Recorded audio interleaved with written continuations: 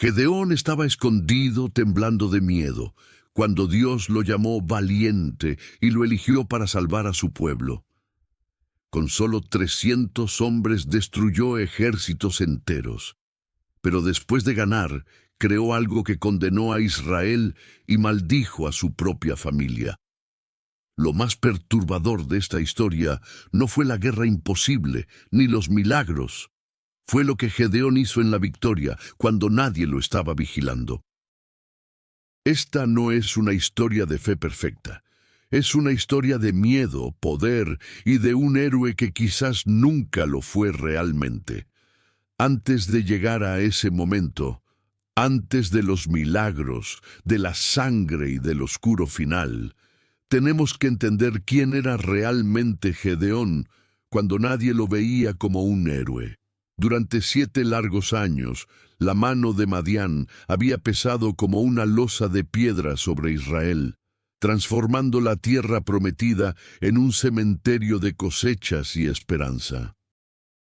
Los madianitas y sus aliados, como langostas innumerables, invadían cada ciclo de siembra, robando el fruto de todo el arduo trabajo, dejando a la población sumida en una pobreza extrema y una humillación constante que carcomía el alma. El pueblo se vio obligado a abandonar sus hogares abiertos y buscar refugio en las cuevas, en las peñas y en las fortalezas excavadas en las montañas, viviendo como animales asustados, con el corazón apretado por el terror. No era solo el hambre lo que dolía, aunque era brutal. Era la sensación de abandono absoluto, la creencia de que su Dios los había olvidado y los había entregado a la crueldad de invasores que llegaban en camellos incontables como la arena del mar.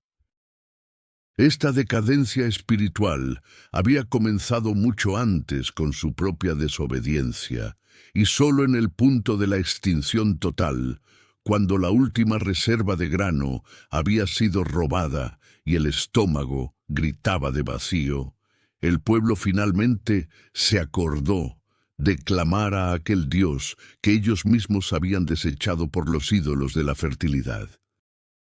Este clamor no fue un acto de arrepentimiento profundo, sino un gemido desesperado de supervivencia, una oración gritada desde el fondo de una cueva oscura donde la única compañía era el polvo y el miedo. En medio de este terror sofocante, en la pequeña Ofra, un hombre llamado Gedeón, hijo de Joás de la tribu de Manasés, hacía algo que representaba perfectamente la desesperación de su tiempo. Escondido en el lagar, una excavación profunda utilizada normalmente para pisar la uva y protegerla del sol, Gedeón golpeaba afanosamente el trigo. Su postura era tensa, sus ojos escaneaban el horizonte con pánico, no fuera a ser que una nube de polvo anunciara la llegada de los saqueadores madianitas que patrullaban sin descanso. Normalmente el trigo se trillaba en la era, en la cima de una colina, donde el viento pudiera separar el grano de la paja. Pero para Gedeón, la era era un lujo que no podía permitirse. Estaba allí, en la oscuridad, en el lugar de la uva, trillando su sustento en secreto, un antihéroe actuando en la clandestinidad, humillado por la necesidad. De repente, una figura se sentó bajo el roble cercano, emanando una serenidad que contrastaba con el sudor frío de Gedeón. Era el ángel del Señor. Y la palabra que brotó de esa presencia fue tan inesperada que debió golpear el corazón de Gedeón como una burla cruel. Jehová está contigo, varón fuerte y valeroso. Fuerte, valeroso. Gedeón se veía a sí mismo como lo que era, un hombre insignificante de la familia más pobre de Manasés, escondido de la guerra como un ratón. Su baja autoestima era palpable, su sentido de insignificancia una herida abierta. Fue en ese punto de profunda debilidad y dolor emocional que la elección divina fue manifestada. Si sientes que tu propia historia está marcada por el miedo y la sensación de ser demasiado pequeño para el llamado que has recibido, presiona el botón de me gusta y suscríbete, porque estás a punto de ver cómo Dios opera a través de aquellos que menos confían en sí mismos. La reacción inmediata de Gedeón no fue de gratitud o fe, sino de un profundo y amargo cuestionamiento. Él no respondió al saludo celestial, respondió a la realidad de su vida. Si Jehová está con nosotros, ¿por qué nos ha sobrevenido todo esto? Esta pregunta era un grito teológico que resonaba desde el lagar. ¿Dónde están todos sus milagros que nos contaron nuestros padres? Gedeón exigía pruebas, no promesas.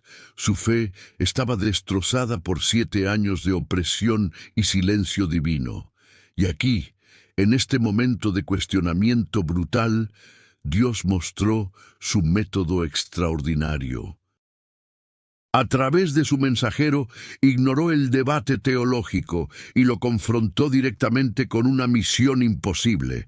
Ve con esta tu fuerza y salvarás a Israel de la mano de Madián. Yo te envío. El peso de esa orden, dada a un hombre que solo quería esconder un poco de trigo, era asfixiante. Gedeón continuó con su necesidad de control y su desconfianza.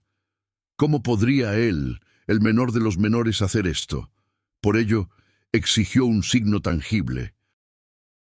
Él preparó una ofrenda, carne, pan sin levadura y el caldo en una olla. El ángel le instruyó poner la carne y el pan sobre la peña. Cuando lo hizo, el ángel tocó la ofrenda con la punta de su vara, y ante los ojos aterrorizados de Gedeón, fuego brotó de la roca y consumió la ofrenda. Era una señal milagrosa de aceptación, una confirmación irrefutable de la presencia de Dios que disolvía toda duda razonable. Sin embargo, Gedeón no solo sintió asombro, sintió un pavor mortal al darse cuenta de que había estado hablando cara a cara con el mensajero divino. La experiencia lo dejó temblando, convencido de que iba a morir por haber visto al Señor. Aún con la confirmación de fuego y la promesa de paz, la inseguridad no abandonó a Gedeón. La primera prueba de obediencia que Dios le dio no fue ir a la guerra, sino confrontar el pecado en su propio patio trasero. Esa misma noche, el Señor le ordenó derribar el altar de Baal que pertenecía a su propio padre, Joás, y cortar el poste de acera que estaba junto a él, un símbolo pagano de fertilidad. Luego, Gedeón debía construir un altar al Dios de Israel y usar la madera del poste de acera para quemar en holocausto uno de los bueyes de su padre. Este mandato era un riesgo social, religioso y familiar de magnitudes extremas. Destruir el ídolo era desafiar a toda la comunidad de Ofra, que adoraba a Baal como proveedor de lluvia y cosechas. Gedeón, el varón valeroso por decreto divino, se acobardó. La obediencia llegó, sí, pero vino envuelta en aprensión. No se atrevió a hacerlo durante el día por temor a la reacción de su familia y los hombres de la ciudad. En su lugar, tomó a 10 de sus siervos, actuando bajo la cobertura protectora de la noche, moviéndose con sigilo y prisa. Su valentía era aún incipiente, alimentada más por el mandato divino que por una convicción interior fuerte. A la mañana siguiente, cuando los hombres de la ciudad se levantaron y vieron que el altar de Baal había sido destrozado y el poste de acera convertido en cenizas humeantes bajo el nuevo altar de Jehová, la furia se desató. La multitud enfurecida exigió la vida de Gedeón. Aquí, el conflicto se trasladó de lo personal a lo familiar, y el padre de Gedeón, Joás, hizo un giro inesperado que salvó a su hijo. Ante la turba, Joás argumentó con una lógica brutal y pragmática. Si Baal es un dios, que contienda por sí mismo contra el que derribó su altar. Este acto de defensa, aparentemente cínico o temeroso de la ira de Dios, le dio a Gedeón un nuevo nombre, Jerobaal, que significa contienda Baal contra él. Este nombre se convirtió en un recordatorio constante de su primer acto público de fe, un acto que, aunque ejecutado con cautela y secretismo, había marcado el inicio de su ministerio de liberación. Pero el drama espiritual interno no había terminado. A pesar de esta victoria moral inicial y la confirmación del fuego, la duda permanecía como una sombra persistente en su corazón. Los madianitas se habían reunido en el valle de Jezreel, y el Espíritu de Dios se había apoderado de Gedeón, quien sopló el cuerno para convocar a Manasés, y envió mensajeros a Aser, Zabulón y Neftalí. Una gran multitud se congregó, alcanzando el número de 32,000 guerreros, pero Gedeón aún no estaba seguro. La fe, para él, no era suficiente sin una garantía. Su ansiedad por el fracaso lo llevó a pedir una segunda y luego una tercera señal, una necesidad de control que revelaba la fragilidad de su convicción interior, una inquietud que a menudo acompaña a quienes son llamados a grandes cosas sin sentirse dignos. El famoso episodio del vellón de lana ilustra esta profunda necesidad de eliminar toda incertidumbre. Él le dijo a Dios: «Si has de salvar a Israel por mi mano, como has dicho, te ruego, pon el vellón de lana en la era. Si el rocío cae solo sobre el vellón y toda la tierra está seca, sabré que me salvarás, como has prometido». El milagro ocurrió, pero en lugar de ser completamente tranquilizado, Gedeón se sintió aún más inseguro. ¿Acaso había sido demasiado fácil? La zozobra ante el fracaso lo hizo volver a pedir: «No se encienda tu ira contra mí. Permíteme que pida una sola vez más. Que el vellón esté seco y que toda la tierra alrededor esté cubierta de rocío». Esta doble comprobación, esta necesidad de ver la negación de la primera señal, muestra que Gedeón no buscaba fe, sino control total sobre el resultado. Dios, en su paciencia pastoral, le concedió este segundo milagro. Ahora, con 2 señales irrefutables y un ejército de 32,000 guerreros, Gedeón estaba listo para el enfrentamiento. Y aquí, en la transición de la duda espiritual a la acción bélica, Dios estaba a punto de intervenir de nuevo con una lección que desafiaría toda lógica militar. Porque la fuerza del ejército no era el problema. El problema era el corazón del hombre, y cómo la victoria podría corromper la humildad que debía nacer de la debilidad.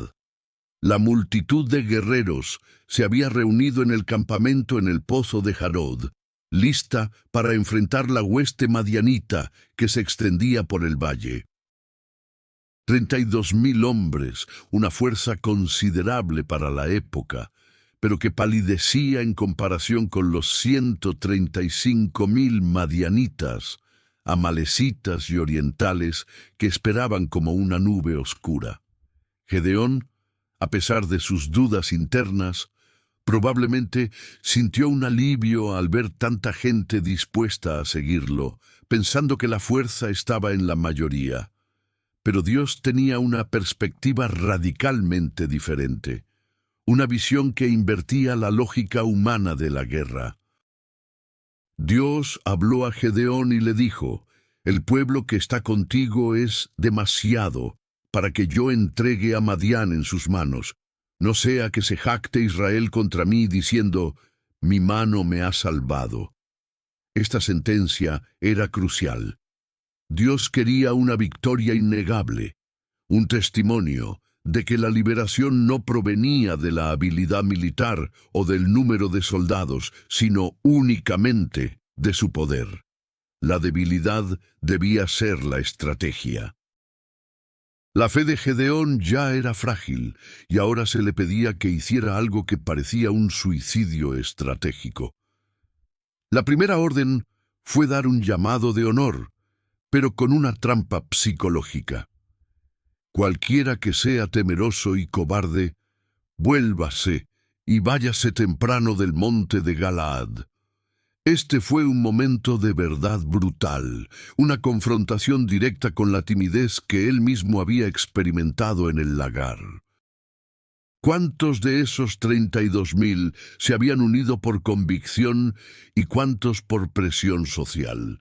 La respuesta llegó inmediatamente y con una fuerza devastadora.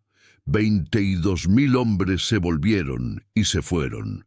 El campamento de Gedeón se redujo en más de 2/3 en un instante. 22.000 hombres eligieron la vergüenza de la huida antes que el riesgo de la batalla, y dejaron atrás a solo 10.000. Este primer corte fue una prueba de carácter, un acto que depuró el ejército de la pusilanimidad, pero que debió aumentar la zozobra de Gedeón exponencialmente. Mirar la retaguardia de 22.000 hombres que se alejaban confirmaba la magnitud del temor colectivo y la desventaja ante el enemigo. Sin embargo, Dios miró a los 10.000 restantes y declaró: «Aún el pueblo es mucho». Esta declaración fue el golpe final a cualquier lógica militar. Si 32.000 eran demasiados para evitar la jactancia, 10.000 eran aún demasiados para la vanagloria. Dios estaba forzando una situación de dependencia total, donde la única explicación para la victoria sería el milagro divino. Él no quería que Gedeón o Israel pudieran reclamar ni una pequeña porción de la gloria.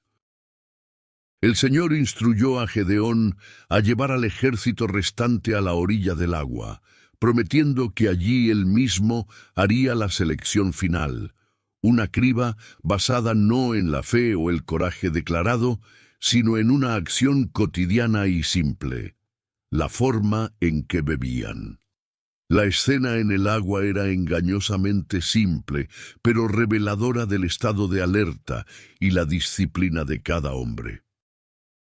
Dios instruyó a Gedeón a separar a aquellos que bebieran el agua lamiéndola con la lengua, como lo hace un perro, de aquellos que se arrodillaran y bajaran la guardia completamente para beber. Esta prueba no era moral, sino práctica y de vigilancia. Los que se arrodillaron, es decir, la mayora de los 10.000, bajaron sus armas, se postraron con calma y bebieron hasta saciarse, ignorando el peligro circundante. Estaban cómodos, confiados en que en ese momento no serían atacados. En cambio, los que lamieron el agua, llevándosela a la boca con la mano hueca, se mantuvieron erguidos, con la cabeza alta, listos para un ataque inesperado, manteniendo su vigilancia sobre el valle donde acampaba el vasto enemigo. Eran los hombres que incluso en un momento de necesidad básica no se permitían ser completamente vulnerables. Aquellos que entendían que en medio de la guerra la guardia nunca debe bajarse. Este detalle, tan sutil, fue el criterio de Dios para el ejército de liberación. Al final de la prueba, el número de los que bebieron lamiendo fue de solo 300 hombres, 300 de guerreros vigilantes, listos para saltar a la batalla en cualquier instante. Todos los demás, 9.700, fueron enviados a casa. La reducción era total, dramática y estratégicamente absurda, una proporción de aproximadamente 450-1. ¿Cómo podía Gedeón, el hombre que dudó 2 veces con el vellón, ahora liderar a 300 hombres contra la mayor coalición enemiga que Israel había enfrentado? La estrategia de Dios era clara. Los 300, despojados de toda fuerza humana, eran el canal perfecto para manifestar el poder sobrenatural. La fe de Gedeón, aunque temblorosa, se encontró con una realidad indiscutible. La victoria no iba a ser suya, sino de Jehová. Y antes de lanzarlo al combate más imposible de la historia, Dios hizo una última concesión a la fragilidad emocional de su líder. Si Gedeón aún albergaba alguna duda, Dios no se la recriminó. En cambio, le ofreció una dosis final de coraje, un empujón psicológico para asegurar que su líder no colapsara en la víspera de la batalla. Dios, consciente de la fragilidad psicológica de Gedeón, le dijo: «Si tienes miedo de descender, baja tú con fura tu criado al campamento y escucha lo que hablan». Esta era una invitación directa a espiar al enemigo, una indulgencia que confirmaba que Gedeón, aunque elegido, seguía siendo propenso a la incertidumbre. Gedeón obedeció y se deslizó en la oscuridad de la noche hacia el borde del inmenso campamento madianita. Allí, cerca de las tiendas de los centinelas, escuchó una conversación crucial. Un soldado madianita le contaba a su compañero un sueño. «He aquí, yo soñé un sueño, y veía un pan de cebada grande que rodaba hasta el campamento de Madián, y llegó a la tienda, y la golpeó de tal manera que cayó, y la trastornó de arriba a abajo, y la tienda cayó». El pan de cebada, alimento simple y humilde, representaba a Gedeón y los israelitas vistos como insignificantes. La interpretación del compañero fue la que dio a Gedeón la valentía que necesitaba. Esto no es otra cosa, sino la espada de Gedeón, hijo de Joás, varón de Israel. Dios ha entregado en sus manos a Madián y a todo el campamento. Al escuchar que hasta los enemigos sabían que el pavor de Dios se había apoderado de su ejército y que su propia victoria había sido profetizada en un sueño pagano, Gedeón se postró en adoración. La fe, finalmente, dejó de ser una duda y se convirtió en una certeza. Él regresó al campamento de los 300, ya no como el tímido trillando el trigo en el lagar, sino como un líder lleno de propósito, listo para transformar la noche más oscura en el amanecer de la liberación. ¿Te has sentido alguna vez tan abrumado por la incertidumbre que solo una señal sobrenatural pudo darte fuerzas? Comenta: «Yo sé que mi vigilancia vale más que la cantidad». Al regresar de su espionaje, Gedeón, ahora Jerobbaal, transformó su certeza recién adquirida en acción inmediata. Con la convicción espiritual recibida en el campamento enemigo, ahora venía el momento de ejecutar el plan divino. Dividió a los 300 hombres en 3 compañías de 100 cada una, distribuyendo entre ellos los instrumentos de la estrategia divina. Trompetas, cántaros vacíos y antorchas encendidas escondidas dentro de los cántaros. La estrategia era puramente psicológica, diseñada para maximizar el pánico y la confusión, no para el combate cuerpo a cuerpo. Los 300 se movieron silenciosamente bajo la luna, rodeando el vasto campamento madianita justo después de la medianoche, en el momento del cambio de guardia, cuando la vigilancia era más débil y el sueño más profundo. Gedeón mismo lideró el ataque. Al dar la señal, los 300 hombres rompieron los cántaros simultáneamente. El silencio de la noche se hizo añicos con el estruendo de los 300 cántaros rompiéndose en el suelo, y de repente 300 antorchas se alzaron en la oscuridad, creando una ilusión aterradora de un ejército innumerable y bien iluminado. Al mismo tiempo, los 300 hicieron sonar sus trompetas y gritaron a una voz que resonó por el valle: «Por la espada de Jehová y de Gedeón». Este grito no fue un mero alarido de guerra, fue una declaración de autoridad divina y humana, un mandato de caos. El efecto fue instantáneo y devastador. Los madianitas, despertados bruscamente en la oscuridad, rodeados de luces y sonidos, creyeron estar bajo el ataque de un ejército masivo y coordinado. El resultado de la estrategia fue la autodestrucción. El pánico se apoderó de los 135,000 guerreros. En su confusión, comenzaron a atacarse mutuamente con sus espadas en medio de la oscuridad. El campamento se convirtió en un caos sangriento. La victoria de Gedeón no fue el resultado de matar personalmente a un solo enemigo con su espada, sino el resultado de la pura intervención divina y una estrategia basada en la ilusión y el terror. Los madianitas huyeron despavoridos, dejando tras de sí un rastro de muerte y desorden, mientras los 300 de Gedeón observaban cómo la mano de Dios ejecutaba la liberación. En ese momento, Gedeón, el hombre que dudaba, había sido elevado a la estatura de un libertador nacional. Al amanecer, la noticia de la huida y el milagro se extendió como un incendio, y Gedeón envió mensajeros a las tribus de Israel, especialmente a Efraín, para que bajaran y cortaran la retirada a los madianitas en los vados del Jordán. La victoria caótica se completó cuando las fuerzas de Efraín capturaron a los dos príncipes madianitas, Oreb y Zeeb, cuyas cabezas cortadas fueron llevadas a Gedeón.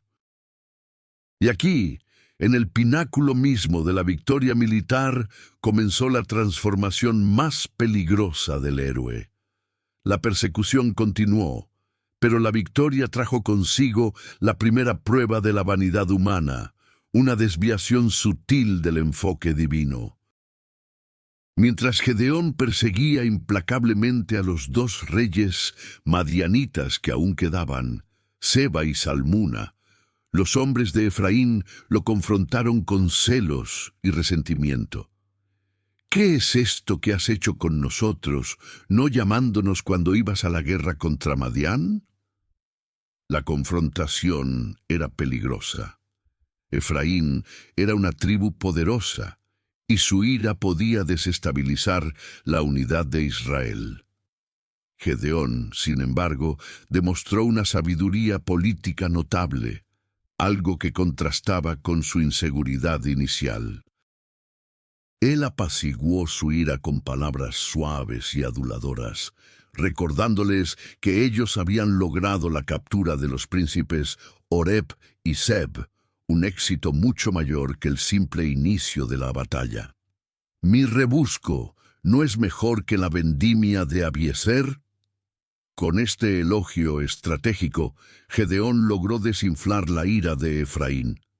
Pero este episodio, aunque bien manejado, revela cómo la gloria y el honor humano comenzaron a mezclarse con el propósito divino.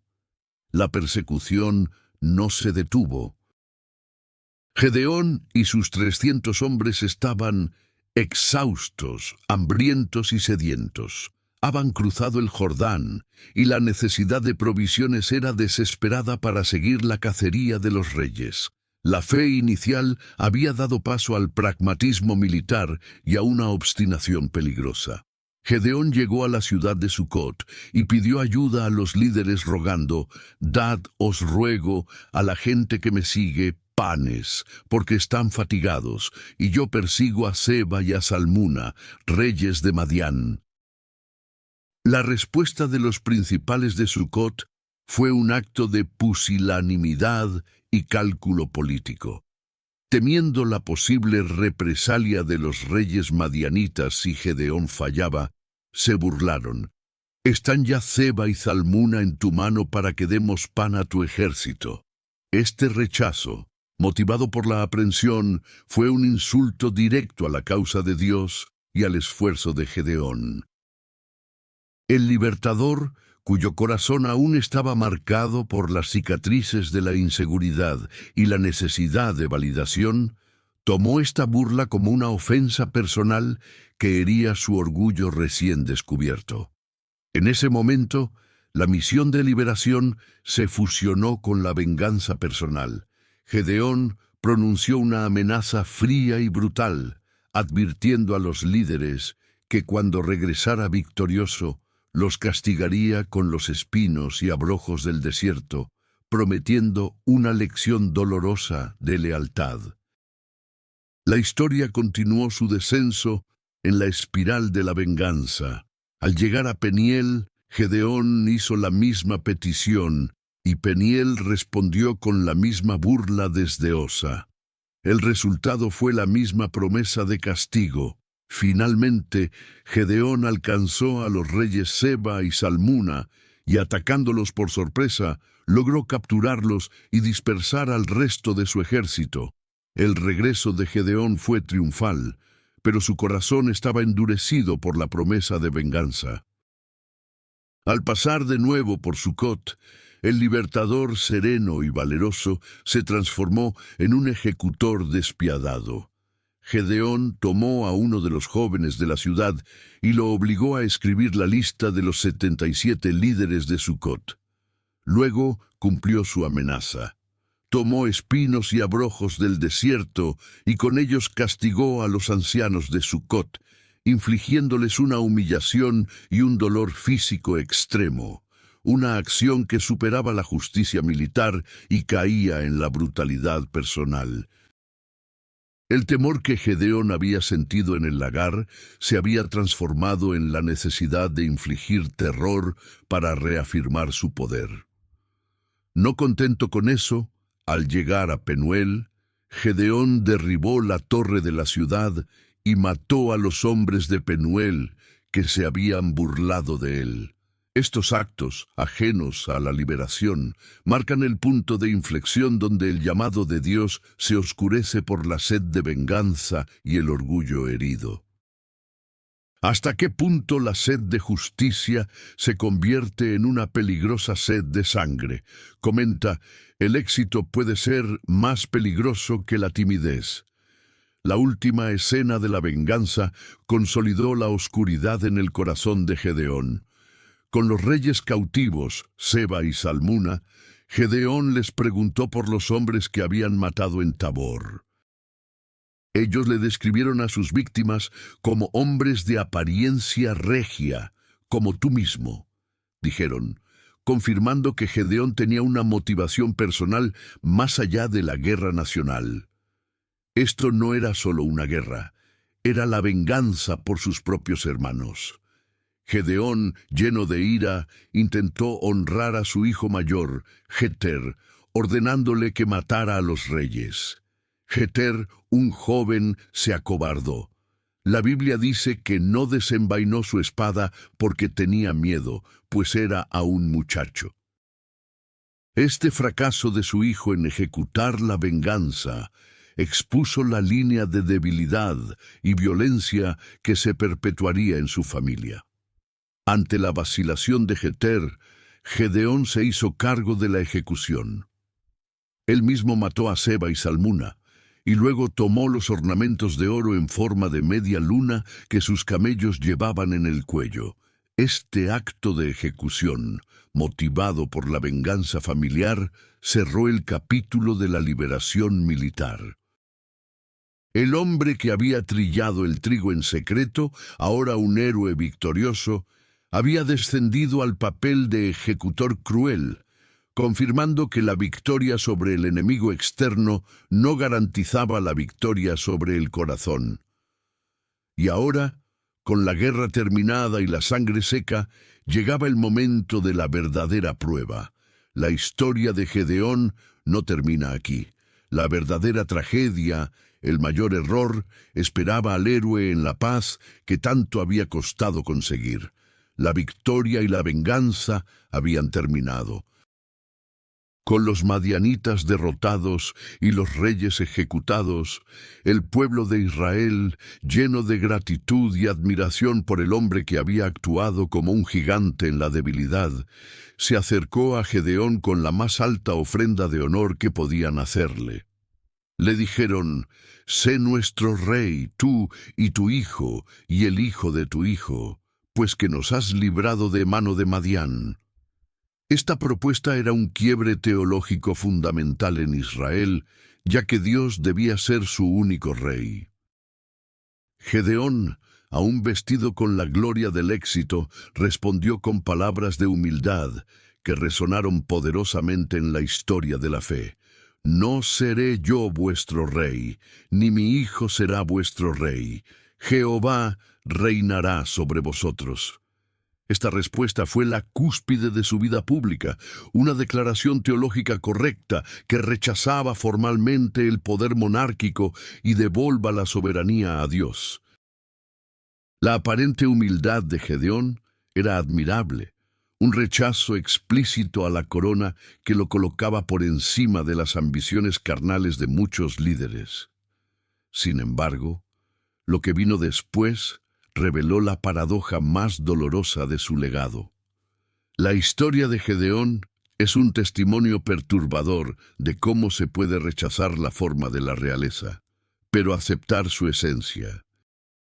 El corazón humano es complejo y a menudo rechazamos la tentación explícita solo para caer en una trampa más sutil, un error que no está en el título, sino en el control. Inmediatamente después de rechazar la corona, Gedeón demostró que su rechazo a la realeza era solo de palabra. Les hizo una petición al pueblo que revelaba su deseo de perpetuar su propia autoridad, aunque fuera de manera religiosa. «Yo quiero haceros una petición, que cada uno me dé los zarcillos de su botín». Los madianitas, como todos los pueblos orientales, llevaban pesados adornos de oro, especialmente zarcillos que formaban parte del inmenso botín de la guerra. El pueblo, aún ebrio de victoria, accedió con entusiasmo, extendiendo un manto y arrojando en él todo el oro que habían despojado de los cuerpos y los camellos. Gedeón recogió una cantidad increíble de metal precioso, 1,700 siclos de oro, es decir, casi 20 kilogramos de oro, sin contar los adornos de los camellos y las vestiduras púrpura de los reyes derrotados. Con este inmenso tesoro, Gedeón se propuso construir el éfode, un objeto que en el diseño original era parte de la vestimenta sacerdotal de alta significación, un medio para consultar la voluntad de Dios. Sin embargo, Gedeón, que no era sacerdote, tomó el oro y lo fabricó por su propia cuenta, colocándolo en su ciudad de Ofra, con una intención que pronto se desvió trágicamente. El éfode, una pieza que debía servir como recordatorio de la victoria de Dios y un medio para honrarlo, se convirtió rápidamente en algo mucho más oscuro y peligroso. La Escritura es clara: «Y todo Israel se prostituyó tras de aquel efod en Ofra, y fue lazo de tropiezo para Gedeón y para su casa». Aquí reside la tragedia profunda de este héroe. El destructor de ídolos se convirtió en el creador de un ídolo nuevo. Gedeón había rechazado el Baal explícito de su padre, pero ahora establecía una forma de adoración no autorizada, un objeto de poder religioso que centralizaba la consulta y la fe en sí mismo y su lugar de origen. Este éfode se volvió un fetiche, un centro de peregrinación que desviaba la atención de las personas del tabernáculo de Dios en Silo. La ironía es dolorosa. Gedeón, el varón valeroso que se levantó contra la idolatría, usó el mismo oro de la liberación para tejer una nueva trampa espiritual para Israel. La decadencia no fue ruidosa ni violenta como la guerra, fue silenciosa, sutil y envuelta en el manto de la piedad. Durante 40 años, Israel disfrutó de la paz y la tranquilidad que Gedeón había ganado. Pero debajo de esta capa de calma, la semilla de la idolatría y la corrupción espiritual estaba germinando. Gedeón vivió el resto de su vida con el honor de un gran patriarca, sino de un rey. Tuvo 70 hijos, que nacieron de sus muchas mujeres, una manifestación de su estatus y poder en la sociedad. Pero en medio de esta descendencia legítima, se encuentra otra semilla de oscuridad. Tuvo un hijo con una concubina que tenía en Siquem, a quien llamó Abimelec. El nombre Abimelec, que significa «mi padre es rey», es una contradicción directa del juramento de Gedeón de que solo Dios reinaría. Aunque Gedeón formalmente rechazó la corona, su estilo de vida y sus acciones, incluida la acumulación de un harén numeroso y la creación de un hijo con un nombre de realeza, confirmaron que había vivido como un monarca de facto, sino de título. La prosperidad y la paz de 40 años no fueron suficientes para asegurar la lealtad espiritual de su descendencia o de Israel. Cuando Gedeón murió, ya muy anciano, y fue sepultado en Ofra, el efode quedó como un testimonio silencioso de su error. Tan pronto como el patriarca que había destruido el altar de Baal cerró sus ojos para siempre, el pueblo de Israel se entregó nuevamente a la adoración de los Baales, estableciendo un nuevo pacto de idolatría con Baal Berit, mostrando un olvido inmediato y total del Dios que los había liberado milagrosamente. El legado de Gedeón, el héroe que venció la guerra pero perdió su propia alma ante el poder sutil, culminó en una tragedia familiar de proporciones épicas. Abimelec, el hijo de la concubina cuyo nombre gritaba realeza, no heredó la fe ni la humildad de su padre, sino su ambición y su sed de sangre. Abimelec se dirigió a Siquem y se presentó ante sus parientes maternos, argumentando que era mejor que reinara uno, es decir, él, a que 70 hombres reinaran sobre ellos. Su argumento era simple: yo soy vuestro hueso y vuestra carne. Este llamado a la lealtad de sangre resultó en un baño de sangre espantoso. Abimelec reunió a un grupo de mercenarios y fue a Ofra, donde estaban sus 70 hermanos, hijos legítimos de Gedeón, y los mató a todos sobre una piedra, excepto al más joven, Jotam, que logró escapar. El hombre que había matado a 77 ancianos por venganza personal, ahora veía cómo su propia descendencia era masacrada por la ambición de su hijo. La historia de Gedeón es un espejo incómodo. Revela que la fe se prueba no en la cueva, sino en el palacio, no en la debilidad, sino en la gloria. Gedeón fue el ejemplo perfecto de que la liberación de Dios es real, pero que el corazón humano, cuando no es vigilado, siempre se inclinará hacia la autoexaltación y el control. Su historia nos recuerda que solo Dios es digno de reinar y que una victoria militar sin una redención del corazón lleva inevitablemente a la corrupción y a la ruina de las generaciones futuras. Esta es la verdad confirmada en las Escrituras, que nos enseña sobre la fragilidad humana. Ahora la pregunta no es solo qué harías tú en el lagar, enfrentando el terror y la insignificancia. La pregunta verdadera es, ¿qué harás cuando Dios te dé la victoria? ¿Serás capaz de mantener tu corazón humilde cuando todos te llamen héroe? ¿Qué legado estás construyendo en este momento? ¿Uno que apunta a Dios o uno que, como el éfode de Gedeón, termina desviando a otros de él? El verdadero campo de batalla no está afuera, está dentro de ti. ¿Qué estás haciendo con tu victoria?